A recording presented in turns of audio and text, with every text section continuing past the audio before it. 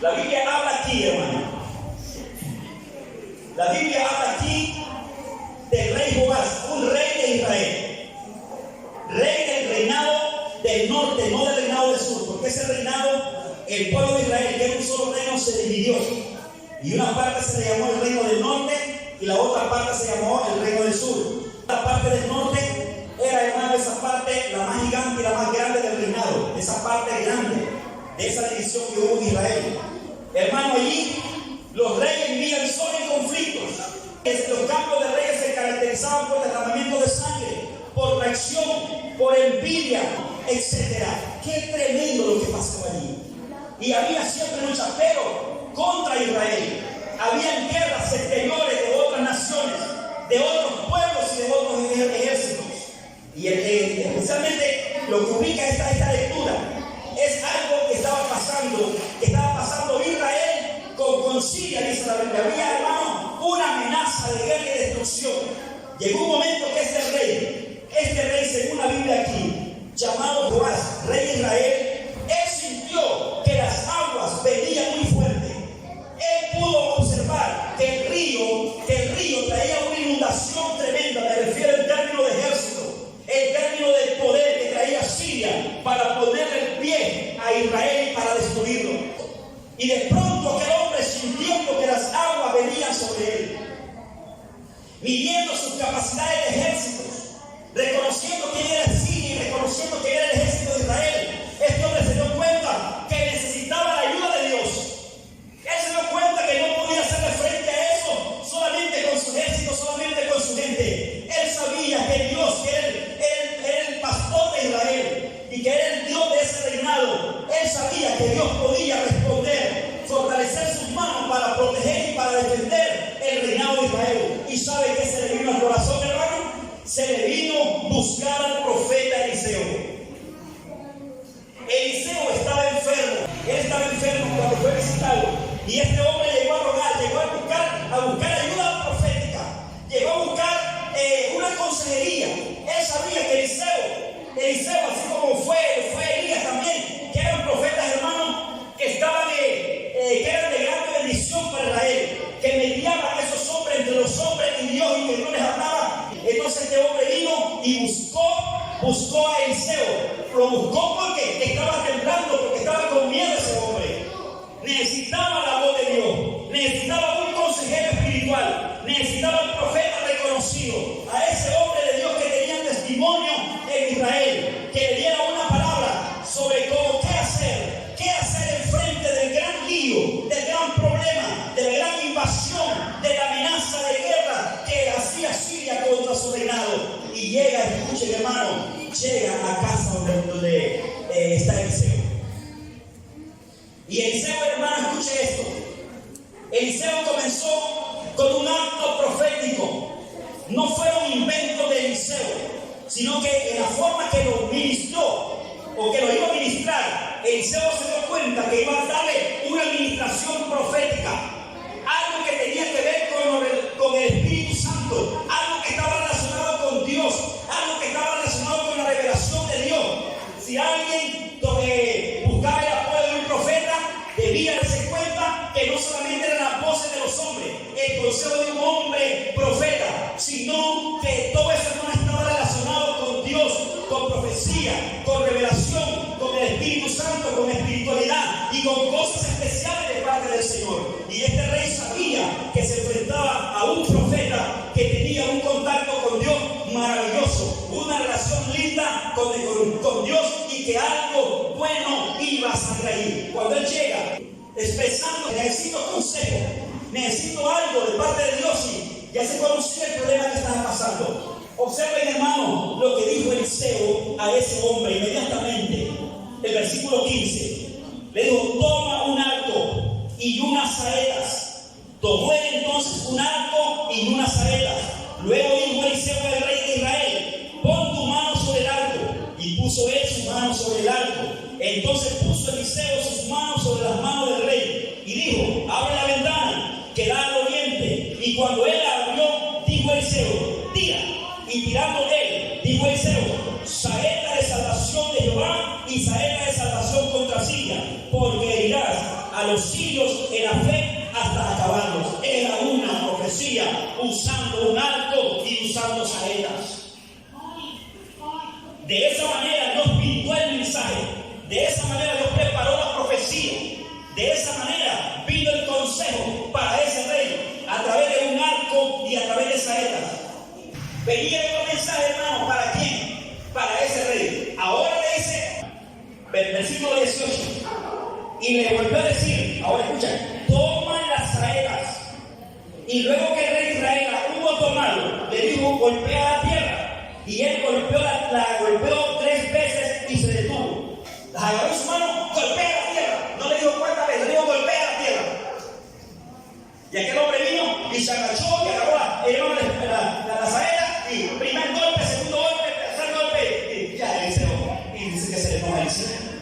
Y le dice, si lo hubiera golpeado 5 veces o 6 veces, no hubiera quedado ni uno de los 5. Ahora, solamente 3 veces vas a vencer que esa gente va a quedar con bien. Era un acto profético, algo que me gusta del profeta ahí. Me gusta algo del profeta, que en esa oportunidad profética que Dios le permite por medio de Eliseo a ese rey, Dios le permite oportunidad profética y libertad para que el hombre se proyecte. Y no se mira una manipulación absoluta de Eliseo controlando la profecía que iba a salir por su boca. ¿Y qué pasó, hermano? Y se enojó, dice, ¿por qué solamente eso? ¿Sabe, hermano? Yo estaba pensando. Me pregunté, ¿qué sabía este rey que tantas veces que golpeara, tantas veces iba a ganar? Pero estuve pensando 2 cosas importantes. Una de las cosas que estuve pensando, hermano, ¿sabe cuál es? Si usted está buscando lo de Dios y está encomendando a Dios su vida y está proyectando a Dios en sus cosas, en sus asuntos, en su trabajo, en su negocio, etc. Todo lo que el Señor, la iglesia hace, por lo más pequeñito que sea, por lo aquello que nos toca hacer a nosotros, todo en el Señor, hermano, debe de ir intencionado. En otras palabras, yo tengo a mi Dios en este medio. Dios es parte en mi trabajo. Dios es parte en mi actividad. Dios es parte en lo que yo voy a hacer. Mi Dios es parte en mi desempeño. Por lo tanto, no voy a hacer las cosas solamente como al azar, lo que me salga. No, voy a hacerlo intencionadamente. Como sé que tengo a mi Dios en el medio, yo sé que se hagan las cosas bajo la dirección del Señor. Y lo hago intencionadamente, entonces, tomando en cuenta a mi Dios. Y de esa manera de nuevo, yo le voy a decir, amado hermano, que Dios puede hacer que lo que nosotros hagamos prospere en Él. Cuando tomamos en cuenta a Dios, es lo que vamos a hacer. No solamente hacer las cosas por hacerlas. Si tiene usted un ministerio que el Señor le ha dado, no solamente hacer aquello que usted sabe que le están haciendo, no. Usted debe darse cuenta que ese ministerio está ligado con el Señor y está ligado con usted, ¿sí o no? Que no solamente está usted ahí haciendo aquello que le dijeron. Por ejemplo, aquí están estas hermosas letras.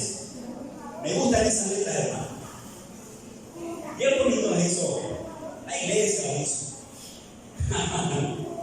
Alguien puede decir ahí, no, porque la iglesia lo hice. Pero alguien hizo. No solamente, no, está pensando que esto que va a poner acá es para la gloria del Señor. Es una obra de Dios. En ello tiene a Dios puesto. Está pensando en Dios, en la gracia de Dios, intencionadamente para Dios.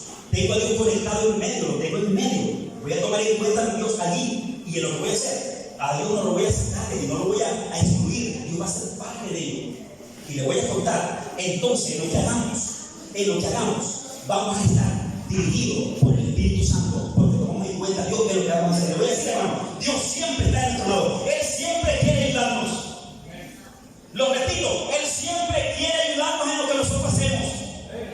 Él quiere estar en nuestros asuntos. Él quiere estar en nuestros proyectos, en nuestro negocio, en cosas pequeñitas y en cosas grandes. Él está sobre ellos. Él quiere que lo tomemos en cuenta, que intencionalmente lo demos cuenta, que Él está ligado con ellos y que Él está ligado conmigo. Y que cuando yo voy a hacer aquello en el nombre del Señor, tome en cuenta que no solamente voy a hacerlo por hacerlo, no. Es que mi Dios está también en el medio. Y yo le voy a decir, como yo invito a Dios a ser parte de mi proyecto, a ser parte de mi actividad, a ser parte de mi trabajo, a ser parte de mi ministerio, y lo tengo a mi Dios allí. Yo le voy a decir que Él me ayudará a que aquello salga mejor que como yo podía pensarlo en mi corazón. ¿Por qué? Él estará conmigo allí. En cierta forma me parece que este rey al azar golpeó. los ve ahí, está bien, al azar, como le salga. Me parece que no fue intencionado. Me parece que no tomó en cuenta de que esto estaba en el nombre del Señor. Solo le sé que volvió 3 veces, el profeta se enojó. Para el profeta no debía ser así. Para el profeta había algo más. Y le dijo, si 5 veces o 6 veces hubiera golpeado la tierra, toda esa esta hubiera derrotado por completo a tus enemigos. En lo que vamos a hacer para Dios, en lo que queremos hacer, en lo que queremos alcanzar, es necesario, amados hermanos, ser intencionado con Dios en aquello, por lo poco o por lo mucho que vamos a hacer para el Señor, porque entonces Dios estará ahí. Dirá, me están tomando en cuenta, están pidiendo mi dirección, quieren mi ayuda, no van a hacerlo solos, yo les voy a ayudar. Y esto que pensaban que solo salían 200 piezas, van a salir 400 piezas. ¿Por qué? Porque Él estará en medio de nosotros. Es que no va a prosperar la canasta del pan, hermano. Dios va a multiplicar los pescados, Dios va a multiplicar los panes, Dios va a multiplicar las piedras, Dios va a hacer cosas grandes cuando a Dios lo tenemos en nuestro medio. Pero cuando no nos interesa, nos moveremos, hermano, como hombre nada más, como carne. No queremos contacto con Dios, lo excluimos de cosas que pensamos que solamente son mías y de nuevo no tomamos en cuenta. Y aquí sucede eso. Veo allí que se necesitaba para ello intencionalidad al hacer aquello, porque debía tomarse en cuenta que en esa ayuda espiritual que se pedía y esa victoria que se quería alcanzar no iba a ser solamente que la iba a hacer el rey y su ejército, sino que era Dios que estaba por entre medio. Necesitaba, aún para el primer golpe, necesitaba haber tomado en cuenta a Dios. En el segundo golpe, intencionalmente, en el nombre del Señor. En el tercer golpe, en el nombre del Señor. Ahí me parece que Dios me hubiera dicho a mí, pégale el cuarto, pégale el quinto. ¿Por qué? Pero aquel lo hizo al azar. Lo que me salga, lo bendigo y darle. Es que hombre me dice, pégale, yo le voy a pegar. Así. Me parece que sin revelación, sin intencionalidad, sin tomar en cuenta conscientemente la presencia de Dios en aquello, y el profeta se enoja y le dice, dando a entender, esto no debía pasar, esto no me hubiera hecho así. ¿Por qué le hiciste así? Pero te pide algo especial del profeta. No le exhorta, no le dice algo antes de que el hombre actúe, sino hasta después. ¿Sabe por qué? Porque Eliseo no manipuló la profecía, no manipuló la libertad que este hombre tenía para moverse, no manipuló que la oportunidad profética que tuvo este hombre como oportunidad para hacer esa obra. Lo dejó, y él se movió en base a qué? A lo de él, en base a lo humano. Y eso, aún con todo, Dios no lo dejó sin bendición, siempre le dio un poquito. Amados hermanos, yo quiero mencionarles 5 cosas importantes. 5 cosas importantes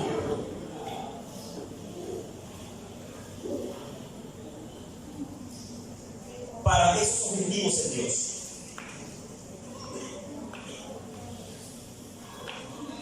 Para llegar a esa conclusión de vencedores